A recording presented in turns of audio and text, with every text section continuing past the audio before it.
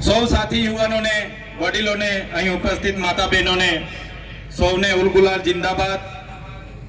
150મી ભગવાન બિરસા મુંડાની જન્મ જયંતિના ભાગરૂપે આજે ડેડિયાપાડા ખાતે આપણે એની ભવ્ય ઉજવણી કરી રહ્યા છીએ। ત્યારે તમામ લોકો અહીં મોટી સંખ્યામાં ઉપસ્થિત થયેલા પદાધિકારીઓને આવકારું છું, તમામ વડીલો, યુવાનો સૌને હું આવકારું છું। ભગવાન બિરસા મુંડાનો જન્મ આજથી 150 વર્ષ પહેલા ઝારખંડના રાંચીના ખૂટી ગામમાં થયો। ભગવાન બિરસા મુંડા આપણા જેવા જ આદિવાસી મુંડા પરિવારમાંથી આવતા હતા। એમનું જીવન એક સંઘર્ષમય જીવન રહ્યું છે। માત્ર 19-20 વર્ષની ઉંમરે એ સમય આજથી 125 વર્ષ પહેલા એમણે અંગ્રેજી હુકુમત સામે ઉલગુલાન એમણે જાહેર કર્યું। એમણે કીધું, અબુમા દિસુમ અબુમા રાજ, આપણા દેશમાં આપણું રાજ, આપણા ગામમાં આપણું રાજ।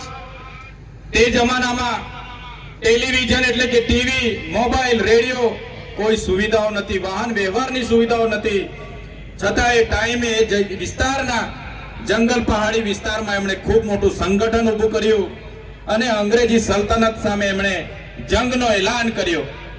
1895માં સરકારે ત્યાંના ડીએમ ડિસ્ટ્રિક્ટ મેજિસ્ટ્રેટે લશ્કર બોલાવ્યો।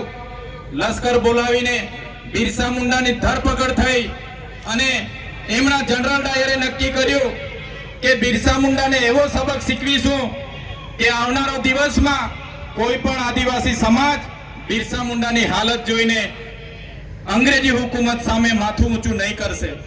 બિરસા મુંડાને જેલવાસ દરમિયાન મારવામાં આવ્યા, ચાબુકોથી પુષ્કળ મારવામાં આવ્યો અને એને બેડીઓથી, જંજીરોથી જકડીને જ્યારે એમને કોર્ટમાં લઈ જવા માટે આવ્યા ત્યારે એમને બેડીઓમાં રસ્તામાં લઈ જતા હતા। તે સમયે લોકોને ખબર પડી, હજારો લોકો બિરસા મુંડાના એક ઝલક માટે રોડ પર ઉતરી આવ્યા અને જે અંગ્રેજોએ ધાર્યું હતું એના કરતા ઉલટું થયું। તે સમયે 2 વર્ષની જેલ બાદ બિરસા મુંડા ભગવાનનો છુટકારો થયો। ત્યારબાદ પણ બિરસા મુંડાએ રાણીનું રાજ જશે, આપણું રાજ આવશે ના સ્લોગન સાથે એ રાંચી વિસ્તારોમાં, છોટા નાગપુર વિસ્તારોમાં ફરી એમણે મુવમેન્ટ આખી ચાલુ કરી। ત્યાં અંગ્રેજી સલ્તનત સામે એમણે ઉલગુલાન જાહેર કર્યું અને લડત ચાલી। 3 વર્ષ સુધી સતત લડતા 3 માર્ચ 1900 ના રોજ ત્યાંના પહાડી વિસ્તારોમાં જ્યારે બિરસા મુંડા ત્યાં સંબોધન કરી રહ્યા હતા અને હજારો લોકો ત્યાં હાજર હતા, અંગ્રેજી હુકુમત સામે, એમના વેરા સામે, એમના ટેક્સ સામે, એમના કર સામે, ત્યારે અંગ્રેજી હુકુમતના લોકોએ ત્યાં એમનો ઘેરાવો કરીને ગોળીબાર કર્યા। ગોળીબારમાં 400 થી પણ વધારે આદિવાસી યોદ્ધાઓ ત્યાં મૃત્યુ પામ્યા। જે લોકો ઘાયલ હતા, જે લોકો જીવિત હતા, એમને પણ આ અંગ્રેજોની સેનાએ પહાડો પરથી ખીણોમાં નાખી દીધા। ઘણા લોકોને જીવતા દફનાવી દેવામાં આવ્યા અને બિરસા મુંડાની 3 માર્ચ 1900 ના રોજ ધરપકડ થઈ।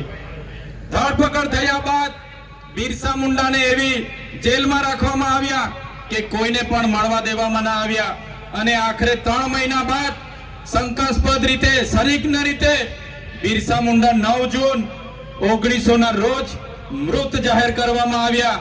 ત્યારે બિરસા મુંડાનું જે ઉદ્દેશ હતો કે આદિવાસીઓની જમીનો બચાવવાનો, જળ જંગલ જમીન પરના અધિકારો આબાદિત કરવાના, એ ઉદ્દેશ સાથે બિરસા મુંડાએ માત્ર 25 વર્ષની ઉંમરમાં પોતે શહાદત વહોરી।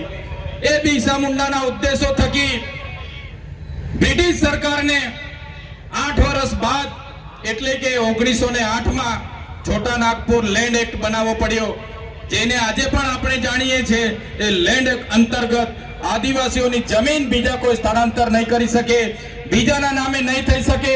એ કાયદો બિરસા મુંડાના અથાગ પ્રયાસોથી આપણને મળ્યો છે। એ કાયદો આજે 73AA તરીકે ઓળખાય છે।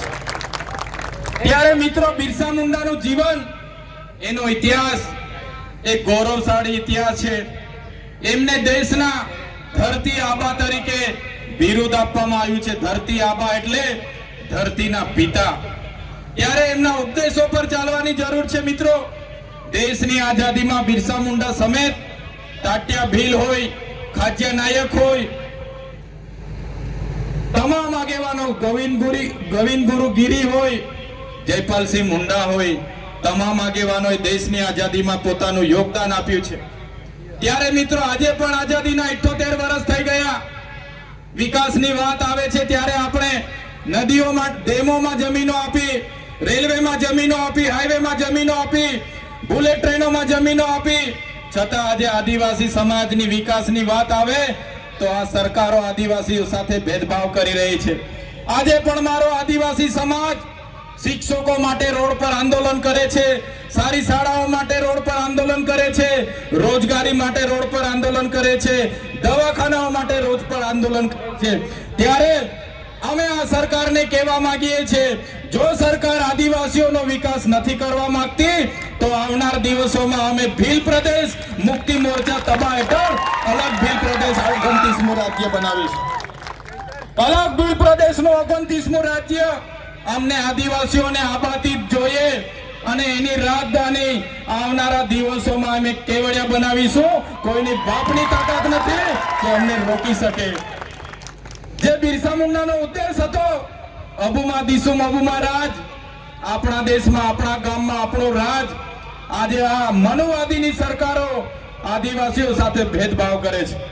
તમે જોઈ લો, આજે દેવ દિવાળી છે, બિરસા મુંડાની જન્મ જયંતિ છે, છતાંય આ મનુવાદી સરકારોએ આજે તમામ આદિવાસી વિસ્તારોમાં ગ્રામ સભાઓ રાખી છે. આ શું દર્શાવે છે? આદિવાસીઓના બંધારણીય અધિકારો જ્યારે સરકાર આપવા નથી માંગતી, આજે પણ જળ, જંગલ, જમીન આદિવાસીઓનું છીનવાઈ રહ્યું છે. આજે પૂંજીપતિ, ઉદ્યોગપતિઓની નજર અમારા જમીનો પર, અમારા જંગલો પર છે. ત્યારે હું તમને સૌને આજના દિવસે આબાદિત કરું છું કે આ વિસ્તારમાં જીઆઈડીસી માં લિગ્નાઇટ નીકળે છે, નર્મદા ડેમમાં આપણે પુષ્કળ પાણી છે, જંગલ છે, છોટાઉદેપુરમાં રેતીની લીજો છે, યુરેનિયમ છે, અને જો સરકાર આપણો વિકાસ નહીં કરશે તો આવનારા દિવસોમાં તૈયાર થઈ જજો. આ સરકારો પરથી આપણે 29મું રાજ્ય અલગ બનાવીશું અને એની રાજધાની કહેવાય